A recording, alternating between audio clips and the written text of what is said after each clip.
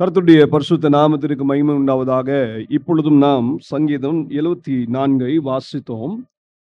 இந்த 74வது சங்கீதம் ஆசாவினால் எழுதப்பட்ட ஒரு போதக சங்கீதம் என்று குறிக்கப்பட்டுள்ளது. இந்த சங்கீதத்தை எழுதியவர் ஆசாப் என்று நாம் பார்க்கிறோம். ஆனால் இது எந்த ஆசாப் என்பதுதான் கேள்விக்குறியான ஒன்று. இந்த சங்கீதத்தை எழுதியவர்களில் வேத ஆராய்ச்சியாளர்கள் 4 விதமாக சொல்கிறார்கள். ஒன்று, தாவீது இதை எழுதியிருக்கலாம். அல்லாவிடில் தாவீதின் காலத்திலே ஆராதனை நடத்தின ஆசாப் இதை எழுதியிருக்கலாம். இன்னொரு சரார் இது எரேமியாவினால் எழுதப்பட்டிருக்கலாம் என்று சொல்லி அவர்கள் கருதுகிறார்கள். பாபிலோனிய சிறையிருப்புக்கு பிறகு இஸ்ரவேல் ஜனங்கள் அந்த பாபிலோன் சிறையிருப்பிலிருந்து திரும்பி வந்தபோது அப்பொழுது ஆசாபின் சந்ததியில வந்தவர்களில் ஒருவர் எழுதியிருக்கலாம் என்று சொல்லி கருதுகிறார். இது யாரா எழுதியிருந்தாலும் பரவாயில்லை. ஆனால் என்னுடைய கருத்திலே இது பாபிலோனின் சிறையிருப்புக்கு பிறகு இஸ்ரவேல் ஜனங்கள் மீண்டும் தங்களுடைய இடத்துக்கு சென்ற பிறகு அந்த நேரத்திலே இருந்த ஆசாபின் கோத்திரத்தில் வந்த ஒரு தேவ மனிதனால் எழுதப்பட்ட சங்கீதம் என்று விசுவாசிக்கிறேன். இங்கே இந்த சங்கீதத்தில் நீங்க பாத்தீங்கன்னா, தேவனுடைய ஜனங்களுக்கு விரோதமாய் சத்ரு பயங்கர தீவிரமாய் செயல்படுகிறதை நாம் பார்க்கிறோம். தேவ சபைக்கு விரோதமாய் சத்ரு எழும்புகிறான். பலவிதமான தீமையான காரியங்களை செய்கிறான். அந்த நேரத்திலே ஆண்டவர் தம்முடைய பிள்ளைகளுக்காக ஏதும் செய்யாததை போல ஒரு சூழ்நிலை தென்படுகிறது. எந்த விதமான ஆண்டவருடைய சத்தத்தையும் கேட்க முடியாதபடிக்கு சங்கீதக்காரன் தவிக்கிறார். ஆகவே தேவ சமூகத்திலே தன்னுடைய ஆதங்கத்தை தெரிவித்து, ஏன் ஆண்டவரே எங்களை தள்ளிவிடுகிறீர் என்று சொல்லி ஆண்டவர்ட்ட ஒரு பெரிய ஒரு கேள்வியாக எழுப்பி, பிறகு ஆண்டவர் எப்படிப்பட்டவர் என்பதையும் அறிக்கையிடுகிறார். இந்த சங்கீதத்துல கடைசியாக ஒரு விண்ணப்பத்தோடு முடித்து சொல்றார், ஆண்டவரே எங்கள் மேல் இரக்கமாயிரும், சபையின் மேல இரக்கமாயிரும் என்று சொல்லி முடிக்கிறார். ஆகவே இந்த சங்கீதத்தை 3 பிரிவாக நீங்கள் பிரிக்கலாம். முதல் 11 வசனம் வரைக்கும் நீங்க பாத்தீங்கன்னா சங்கீதக்காரனுடைய ஆதங்கத்தை நாம் பார்க்கிறோம். சங்கீதக்காரன் சபைக்கு விரோதமாய் சத்ரு மிக தீவிரமாய் செயல்பட்ட விதத்தை குறித்து ஆண்டவர்ட்ட என்ன சொல்றாரு, அதை வெளிப்படுத்தி சொல்றார். தன்னுடைய துக்கத்தை வெளிப்படுத்துகிறார். அதற்கு பிறகு 12ஆம் வசனம் முதல் 17ஆம் வசனம் வரைக்கும் தேவன் மேல் அவர் வைத்திருக்கும் விசுவாசத்தையும் தான் ஆராதிக்கும் தேவன் எப்படிப்பட்டவர் என்பதையும் விளக்கி சொல்கிறார். கடைசியாக 18ஆம் வசனம் முதல் 23ஆம் வசனம் வரைக்கும் அவர் சொல்லும்போது ஆண்டவர்ட்ட ஒரு விண்ணப்பம் செய்த, ஆண்டவரே எங்கள் மேல் இறங்கும் என்று சொல்லி அங்கே ஒரு அருமையான ஒரு விண்ணப்பத்தோட முடிக்கிறார். சோ முதல் பகுதியை நம்ம கவனிப்போம். பாருங்க, 1வது வசனத்துல இருக்கு, தேவனே நீர் எங்களை என்றென்றைக்கும் ஏன் தள்ளிவிடுகிறீர்? உமது மேய்ச்சலின் ஆடுகள் மேல் உமது கோபம் ஏன் புகைகிறது? நீர் பூர்வ காலத்தில் சம்பாதித்த உமது சபையையும் நீர் மீட்டு கொண்ட உமது சுதந்திரமான கோத்திரத்தையும் நீர் வாசமாயிருந்த சியோன் பர்வதத்தையும் நினைத்தருளும். நெடுங்காலமாய் பாழாய் கிடக்கிற ஸ்தலங்களில் உம்முடைய பாதங்களை எழுந்தருள பண்ணும். பரிசுத்த ஸ்தலத்திலே சத்ரு அனைத்தையும் கெடுத்து போட்டான். இது ஆண்டவர் சமூகத்தில் அவர் வைக்கிற ஒரு பெரிய ஒரு விண்ணப்பம். அது மட்டுமல்ல, ஆண்டவரே நீர் எங்கள் சத்தத்தை கேளும் என்று சொல்லி தன்னுடைய ஆதங்கத்தை வெளிப்படுத்துகிறார். அநேக நேரங்களில் நாம் பிசாசினால் பலவிதமான பிரச்சனைகளுக்கு உட்படும் பொழுது, பலவிதமான போராட்டங்களுக்குள்ளே போகும்பொழுது நம்முடைய விசுவாசம் பரீட்சிக்கப்படுகிறது. அந்த நேரத்துல நாம் என்ன செய்கிறோம், ஆண்டவரை நோக்கி விண்ணப்பம் பண்றோம், உண்மைதான். ஆனா ஆண்டவர் ஏதோ கேட்காதது போல காணப்படும். இந்த நிலை பரிசுத்தவான்களுடைய வாழ்க்கையில நாம் காண்கிறோம். சங்கீதக்காரனுடைய வாழ்க்கையில மட்டுமல்ல, தாவீதினுடைய வாழ்க்கையிலும் நீங்க பார்க்கிறீங்க.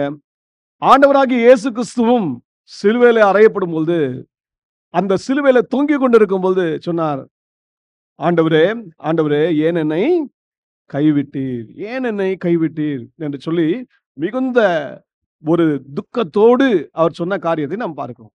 நமக்கு ஏன் இதெல்லாம் எழுதப்பட்டிருக்குன்னு சொன்னா, நம்ம அதுல இருந்து சில காரியங்களை, சத்தியத்தை கற்றுக்கொள்ள வேண்டும்.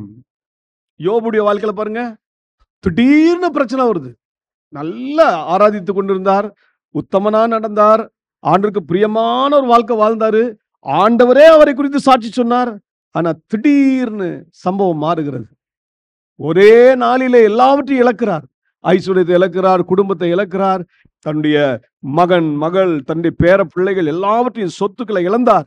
அவருடைய அந்த கோர அந்த பாடுகள் நேரத்துல, வியாதியினாலே அவர் மிகவும் வேதனைக்குள்ளான நேரத்துல, தன்னுடைய சொந்த குடும்பத்தாரால் கைவிடப்பட்ட நிலையில, தன்னுடைய பந்து ஜனங்களால் கைவிடப்பட்ட நிலையில, தான் நேசித்த நண்பர்களால் கைவிடப்பட்ட நிலையில, அவர் ஒன்னும் தெரியாதவராய், புரியாதவராய் ஒரு காரியத்தை மட்டும் செய்தார்.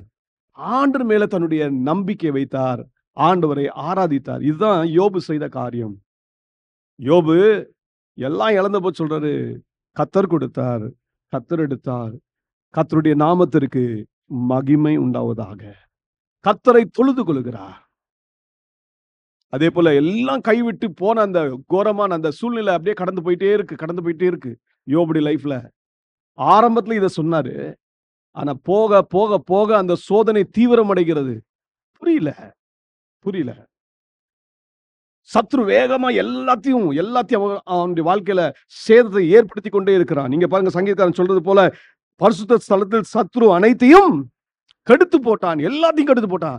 அந்த நிலைமையில என்ன தெரியுமா சொன்னாரு யோபு? சொன்னாரு தெரியுமா, என் மாம்சம், இந்த சரீரம் அழிந்தாலும் நான் உண்மையில் நம்பிக்கையா இருப்பேன், நான் உண்மையில் நம்பிக்கையா இருப்பேன். இதுதாங்க விசுவாசம், இதுதான் நம்பிக்கை ஆண்டவர் மேல. நம்ம வாழ்க்கையில இப்படிப்பட்ட சூழ்நிலை வரும்போது நாம் ஒரே ஒரு காரியத்தை கற்றுக்கொள்ள வேண்டும். என்ன அது? கர்த்தர் எந்த ஒரு காரியத்தை நம்ம வாழ்க்கையில எந்த காரணமின்றி அனுமதிக்கவே மாட்டார். ஹல்லேலூயா. ஒரு காரியத்தை எப்பொழுதுமே நினைத்துக் கொள்ளுங்க, உங்க வாழ்க்கையில தேவன் கேட்காதவர் போல இருப்பாரு. நம்ம எல்லாம் யோபுவை பற்றி படிச்சோம், அதனால யோபுவை பற்றி தெரியுது. யோபுடைய காலத்துல அவர் சகித்த பாடுகள் நேரத்துல அவருக்கு ஏதாவது தெரியுமா? சாத்தான் ஆண்டவர்கிட்ட போய் அனுமதி பெற்றுக்கொண்டான் தெரியுமா? யோபுக்கு தெரியாது, நமக்கு தான் தெரியும். சாத்தான் ஆண்டவர்கிட்ட போய் அனுமதி பெற்றுக்கொண்டு யோபுக்கு விரோதமா செயல்படுறான். ஆனா யோபுக்கு தெரியாதே. யோபு அப்படிப்பட்ட சூழ்நிலை கடந்து சென்றாரே. அதெல்லாம் ஏன் எழுதப்பட்டிருக்கு தெரியுமா?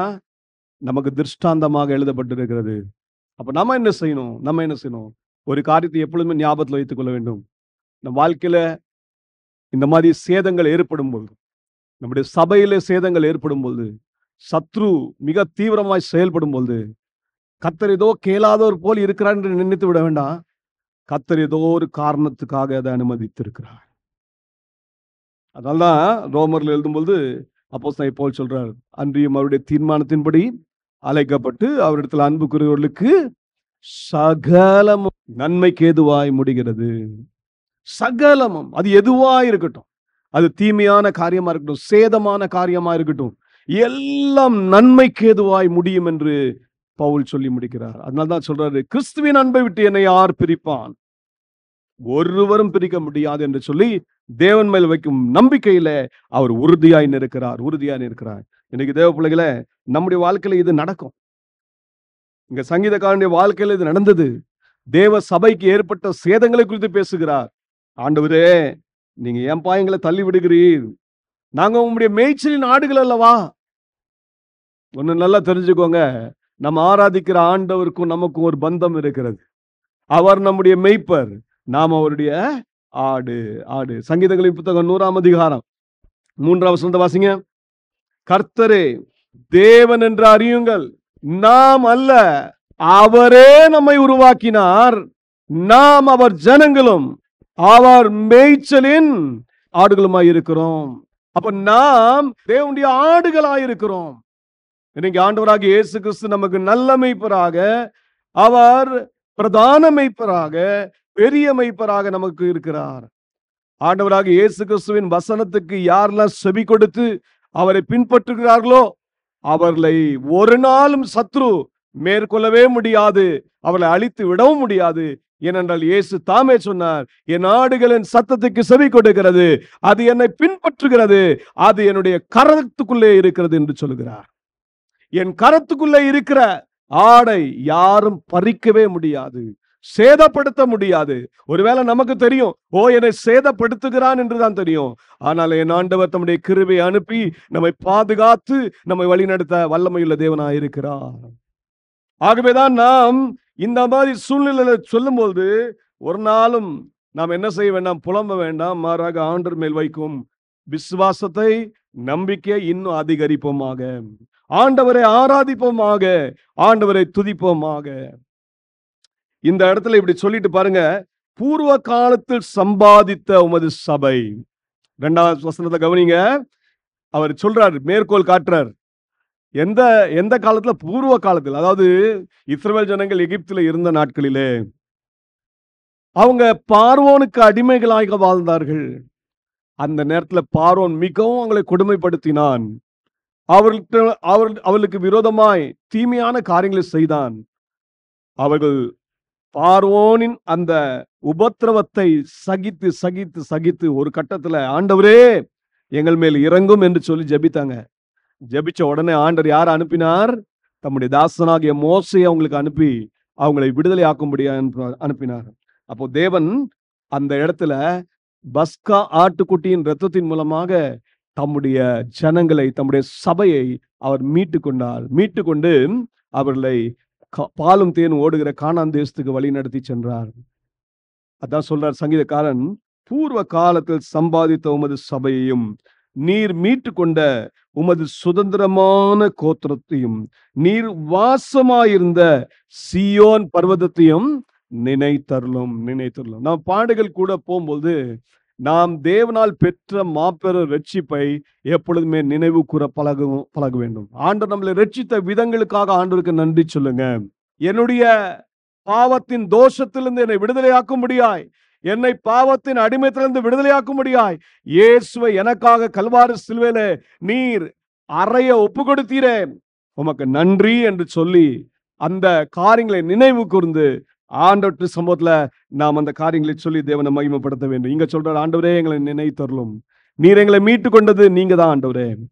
ஆண்டவர் நம்மளை மீட்டு கொண்டது ஒரு சாதாரண வேலையா? அதுக்கு எவ்வளவு பெரிய தியாகத்தை செஞ்சிருக்கிறார். தன்னுடைய ஜீவனையே கொடுத்திருக்கிறார். ஜீவனை கொடுத்த ஆண்டவர் சும்மா நம்மளை விட்டுருவாரோ? ஒரு நாள் விடவே மாட்டார். சத்ரு நம்மளை சேதப்படுத்துவதற்கு நம்ம விட்டு விடுவாரோ? இல்லை. அவர் ஒரு நாள் செய்கிற தேவன் அல்ல. ஆண்டவர்கிட்ட சொல்லுங்க, ஆண்டவரே என்னை இவ்வளோ பெரிய ஒரு பாவத்தின் தண்டனையிலிருந்து எங்களை காப்பாத்தினரே, உமக்கு நன்றி. என்னை உம்முடைய ஜனமாக தெரிந்து கொண்டிரே, உமக்கு நன்றி. உம்முடைய பரிசுத்த சந்ததியாக என்னை ஏற்றுக்கொண்டிரே, உமக்கு நன்றி. எனக்கு உம்முடைய உபதேசங்களை கொடுத்து என்னை வழி நடத்தினீரே, எங்களுக்குள்ள வாசமாயிருக்கிறே, உமக்கு நன்றி என்று சொல்லி ஆண்டவரை எப்பொழுதுமே துதிக்க நாம் பழக வேண்டும். அப்போ தேவனுடைய சமூகத்தில் நாம் ஒரு காரியத்தை நாம் தெரிந்து கொள்ள வேண்டும். நம்முடைய வாழ்க்கையில ஏற்படுகிற எந்த போராட்டமோ எந்த பிரச்சனையோ ஆண்டவர் காணாதவர் அல்ல, அவர் பார்த்து கொண்டுதான் இருக்கிறார். ஒரு காரணம் இல்லாமல் இந்த காரியங்கள் நம்முடைய வாழ்க்கையில வரவில்லை என்பதை நாம் முதலாவது புரிந்து கொள்ள வேண்டும். இந்த சங்கீதக்காரனுக்கு அது புரியல. அந்த சங்கீதக்காரன் சத்ரு சபைக்கு விரோதமாய் செயல்பட்ட விதங்கள், அவன் ஏற்படுத்தின நஷ்டங்கள், சேதங்களை குறித்து இங்க 4ஆம் வசனத்துல இருந்து அவர் குறிப்பிடுகிறது கவனிங்க. உம்முடைய சத்துருக்கள் உம்முடைய ஆலயங்களுக்குள்ளே கர்ஜித்து தங்கள் கொடிகளை அடையாளங்களாக நாட்டுகிறார்கள். கோடாரிகளை ஓங்கி சோலையிலே மரங்களை வெட்டுகிறவன் பேர் பெற்றவனானான். இப்பொழுதோ அவர்கள் அதன் சித்திர வேலைகள் முழுவதையும் வாட்சிகளாலும் சம்மட்டிகளாலும் தகர்த்து போடுகிறார்கள். உமது பரிசுத்த ஸ்தலத்தை அக்கினிக்கு இரையாக்கி உமது நாமத்தின் வாசஸ்தலத்தை தரை மட்டும் இடித்து அசுத்தப்படுத்தினார்கள். அவர்களை ஏகமாய் நீர்த்துளியாக்குவோம் என்று தங்கள் இருதயத்தில் சொல்லி தேசத்தில் உள்ள ஆலயங்கள் எல்லாம் சுட்டெரித்து போட்டார்கள். எங்களுக்கு இருந்த அடையாளங்களை காணோம், தீர்க்கதரிசியும் இல்லை, இது எதுவரைக்கும் என்று அறிகிறவனும் எங்களிடத்தில் இல்லை. தேவனே, எதுவரைக்கும் சத்ரு நிந்திப்பான்? பகைவன் உமது நாமத்தை எப்பொழுதும் தூஷிப்பானோ? உமது வலது கரத்தை ஏன் முடக்கிக் கொள்கிறீர்? அதை உமது மடியிலிருந்து எடுத்து ஓங்கி நிர்மூலமாக்கும். பாருங்க, எத்தனை வேதனையோடு ஆண்டவர்ட்ட கெஞ்சுகிறார் என்று பாருங்க. ஏன்னா இந்த சூழ்நிலை எவ்வளவு நாள் நீடித்ததுன்னு நமக்கு தெரியல.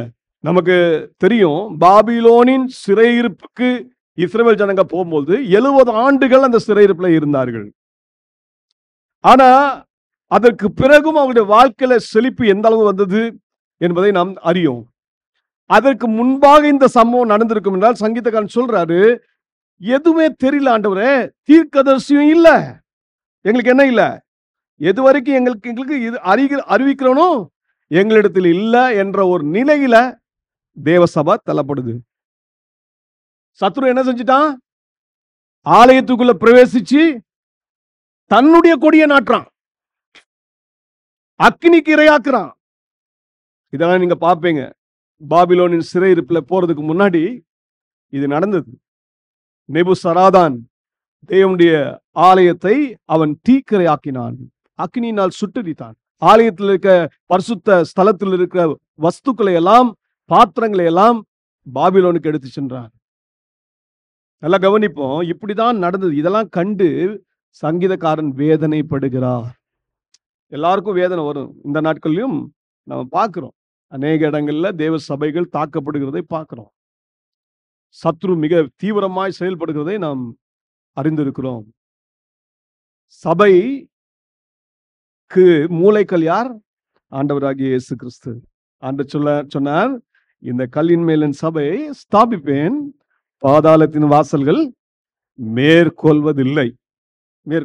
ஒரு நாள் சபைக்கு விரோதமா சத்ரு ஜெயித்ததாக சரித்திரமே இல்லை, ஜெயிக்கவும் முடியாது. ஏன்னா சபைக்கு மூளைக்கல் யாரு? ஆண்டவராகிய இயேசு கிறிஸ்துவே. அப்ப இயேசு கிறிஸ்துவை அவன் தோக்கடிச்சிட முடியுமோ?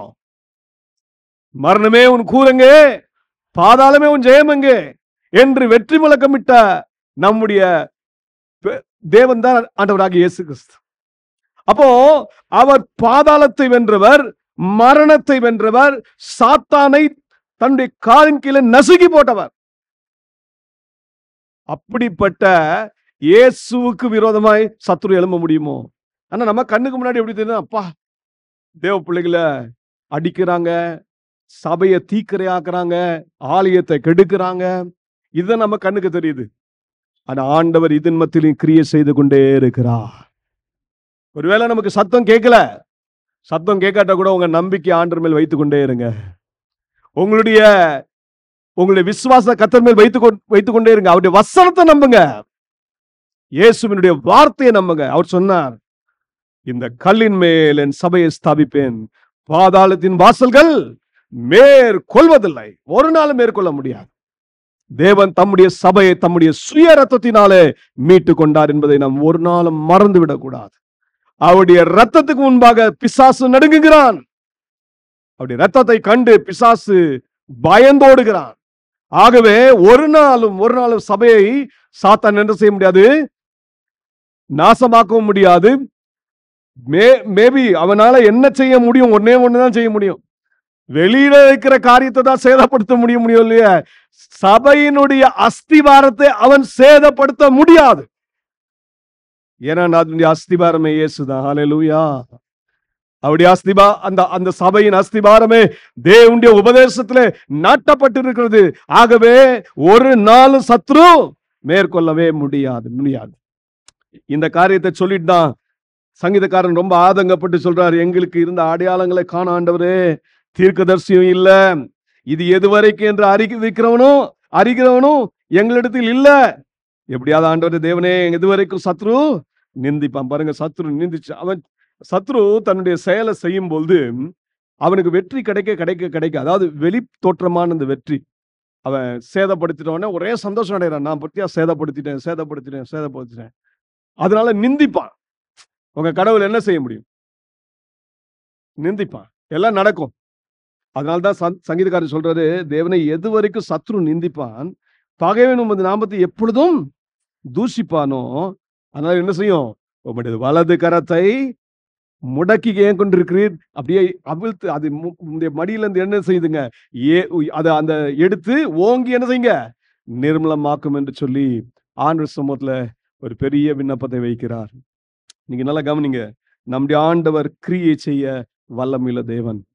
அவர் ஒரு நாளும் கை முடக்கி வைக்கல. அவர் எது செய்தாலும் அது நம்முடைய நன்மைக்கு தான் செய்வார். ஹல்லேலூயா.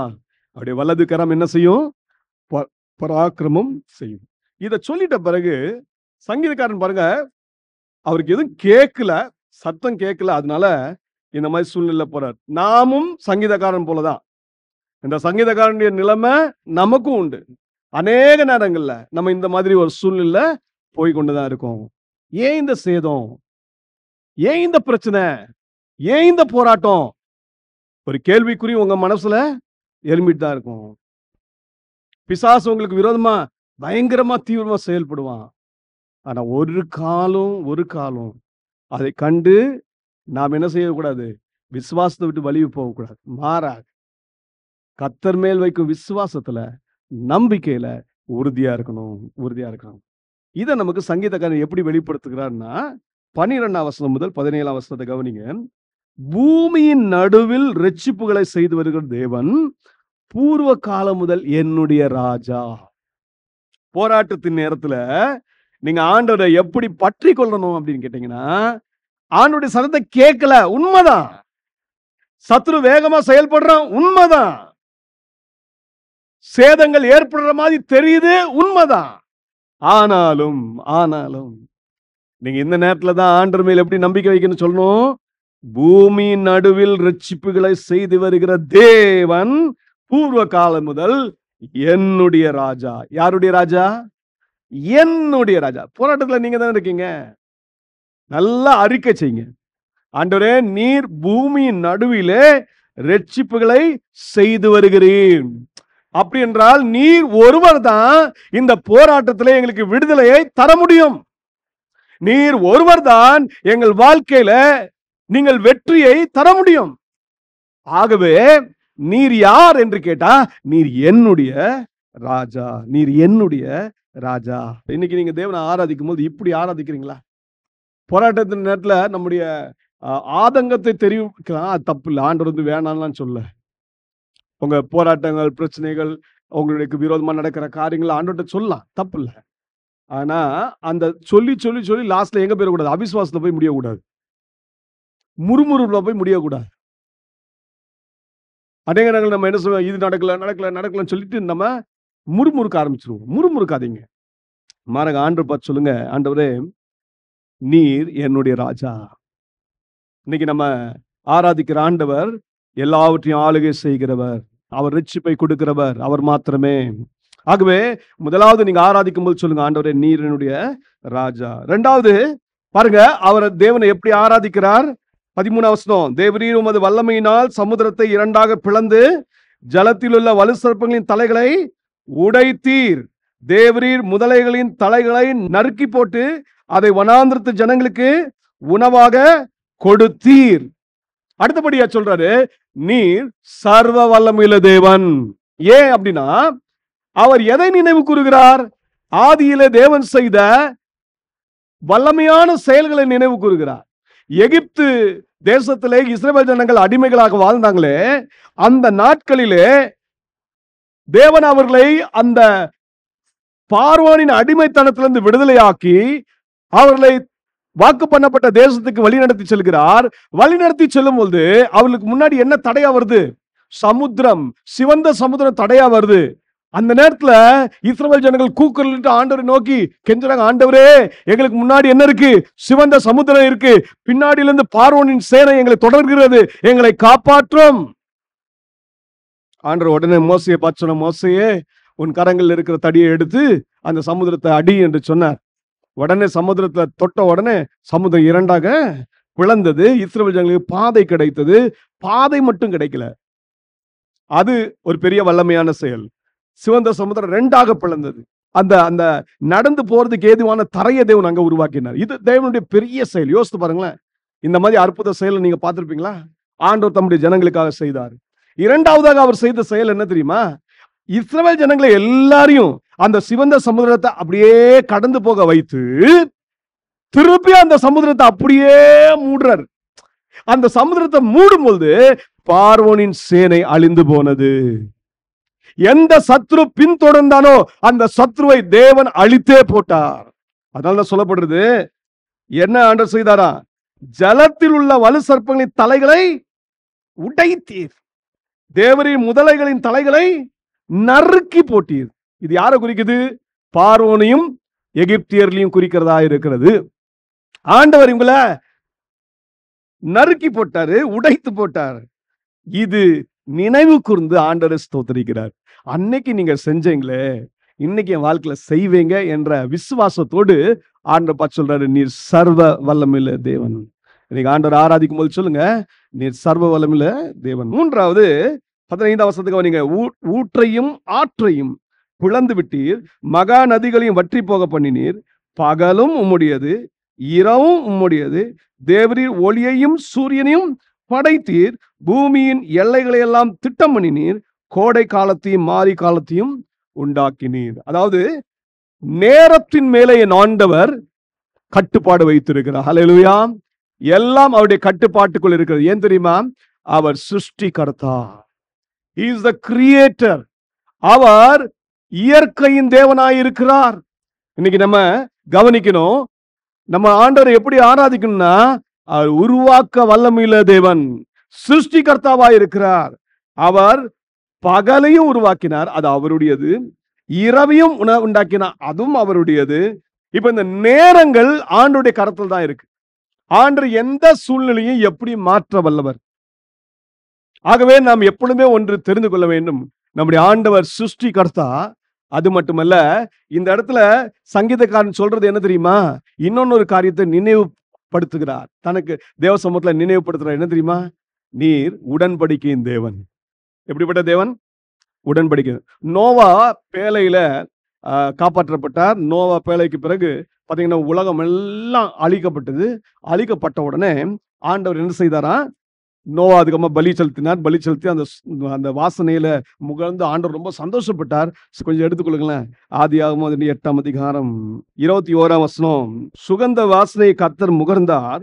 அப்பொழுது கர்த்தர், இனி நான் மனுஷன் நிமித்தம் பூமியை சபிப்பதில்லை, மனுஷனுடைய இருதயத்தின் நினைவுகள் அவன் சிறு வயது தொடங்கி பொல்லாததாய் இருக்கிறது. நான் இப்பொழுது செய்தது போல இனி சகல ஜீவன்களையும் சங்கரிப்பதில்லை. பூமியுள்ள நாளளவும் விதைப்பும் அறுப்பும் சீதளமும் உஷ்ணமும் கோடை காலமும் மாரி காலமும் பகலும் இரவும் ஒளிவதில்லை என்று தம்முடைய உள்ளத்தில் சொன்னார். இது எதை காட்டுது? நம்முடைய ஆண்டவர் எப்படிப்பட்ட ஆண்டவர்? உடன்படிக்கையின் தேவன். அவர் ஒரு காரியத்தை சொன்னார்னா அதை நிறைவேற்றி தீரவே தீர்வார். சங்கீதக்காரன் இதை நன்றாக அறிந்திருக்கிறவர். நோவாவோடு தேவன் செய்த உடன்படிக்கை நினைவு கூறுகிறார். நோவாவோடு செய்த உடன்படிக்கை தொடர்கிறது.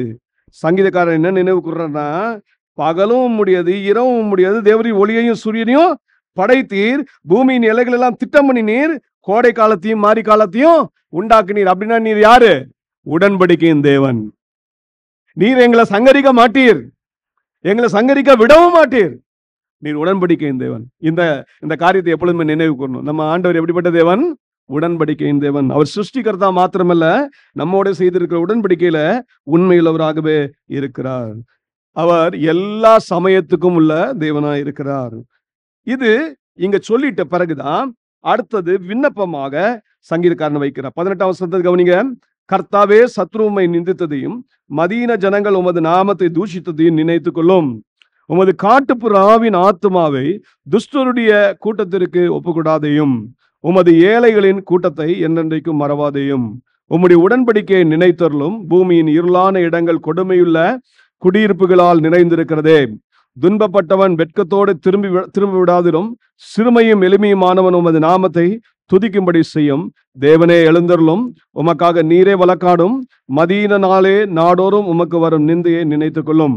உம்முடைய சத்ரு மக்களின் ஆரவாரத்தை மறவாதையும், உமக்கு விரோதமாய் எழும்புகிறவர்களின் அமளி எப்பொழுதும் அதிகரிக்கிறது என்று சொல்லி ஒரு விண்ணப்பமாக முடித்து விட்டார்.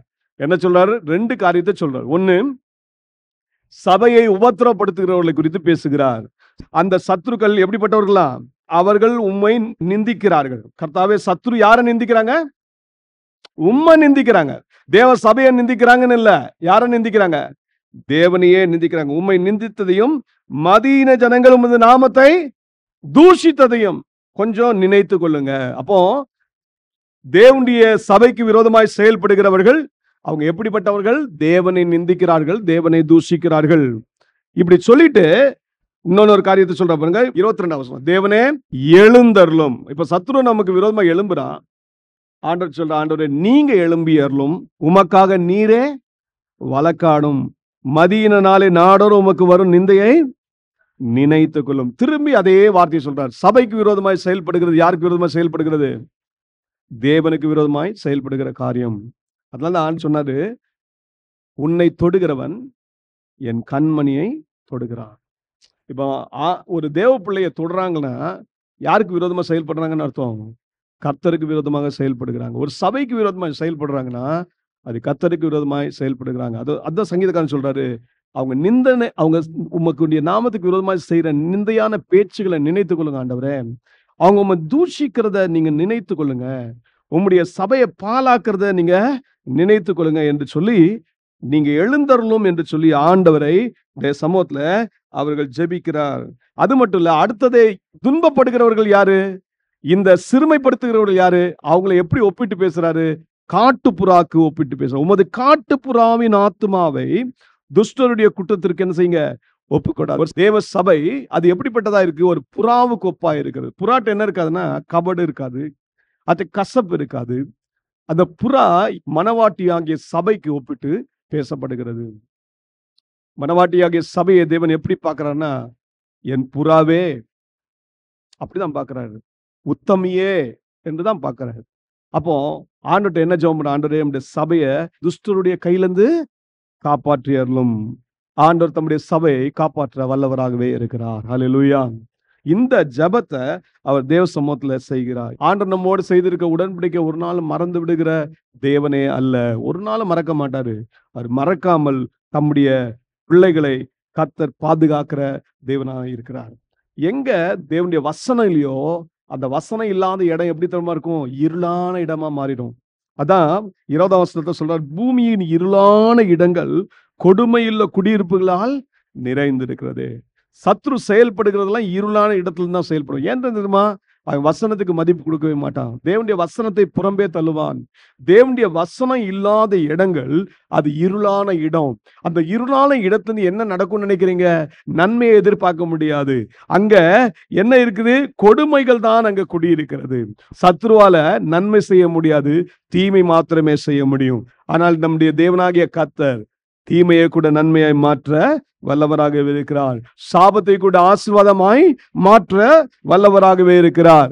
ஆகவே இந்த காலவெளியில தேவனை நோக்கி நாமும் விண்ணப்பம் பண்ணி, ஆண்டவரே எங்கள் வாழ்க்கையில நீர் உம்முடைய ரட்சிப்பை உம்முடைய வல்லமையை விளங்க பண்ணும் என்று சொல்லி நாம் ஜெபிக்கிற பிள்ளைகளாக, தேவனையே நோக்கி நம்முடைய நம்பிக்கையை விசுவாசத்தை வைக்கிற பிள்ளைகளாக காணப்பட வேண்டும். சங்கீதக்காரர் எப்படி கர்த்தர் மேலேயே நம்பிக்கை வைத்தாரோ அதே விதமாய் நாமும் நம்முடைய இக்கட்டான சூழ்நிலைகள்ல, ஆபத்தான சூழ்நிலைகள்ல, போராட்டம் நிறைந்த சூழ்நிலையில அவர் மேல் மாத்திரம் நம்பிக்கை வைத்து அவரை பார்த்து சொல்லுவோம், ஆண்டவரே நீர் என் ராஜா, ஆண்டவரே நீர் சர்வ வல்லமுள்ள தேவன், ஆண்டவரே நீர் உருவாக்குகிற தேவன், ஆண்டவரே நீர் என்னோட செய்திருக்கிற உடன்படிக்கையில உண்மையுள்ள தேவன், உடன்படிக்கையின் தேவன் என்று சொல்லி நம்ம எல்லாரும் தேவனை ஆராதிக்கலாமா?